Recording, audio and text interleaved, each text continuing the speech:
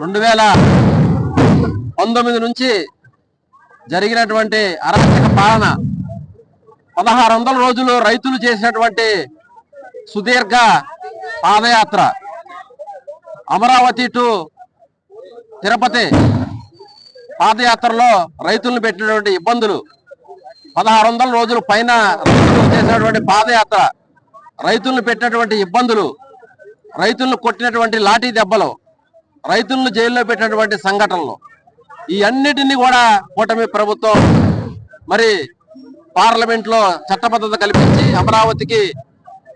అమరావతిని భవిష్యత్తులో ప్రపంచ రాజధానిగా ప్రకటించడం అనేది చాలా సంతోషం.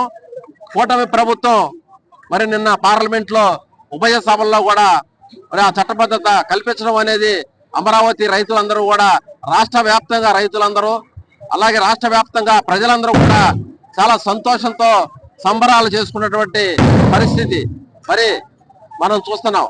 ఈరోజు అమరావతి నిర్మాణాన్ని అడ్డుకోవడానికి అమరావతిని భ్రమరావతి అన్నటువంటి వైసీపీ పార్టీ పిచ్చి పిచ్చి స్టేట్మెంట్లు ఇచ్చి మతి భ్రమించి జగన్మోహన్ రెడ్డి గారు అయితే మతి భ్రమించి మరి ఆయన గన్ అంటాం ఎంఈ గన్ అంటాం ఇవన్నీ కూడా మతి భ్రమించి మాట్లాడటం అనేది చాలా హాస్యాస్పదంగా ఉంది. ప్రజలందరూ కూడా నవ్వుతున్నారు.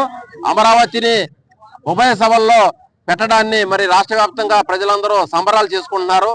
కాబట్టి మేమందరం కూడా మరి కేశినేని చిన్ని గారు మా ఎంపీ గారి యొక్క సారథ్యంలో జరిగినటువంటి ఈ కార్యక్రమానికి మేము విజయవాడ నగరం కేశినేని మా ప్రీతమ నేత కేశినేని చిన్ని గారి ఆఫీసులో మరి తెలుగుదేశం పార్టీ మేము శ్రేణులందరం కూడా సంబరాలు చేసుకోవడం చాలా సంతోషంగా ఉంది.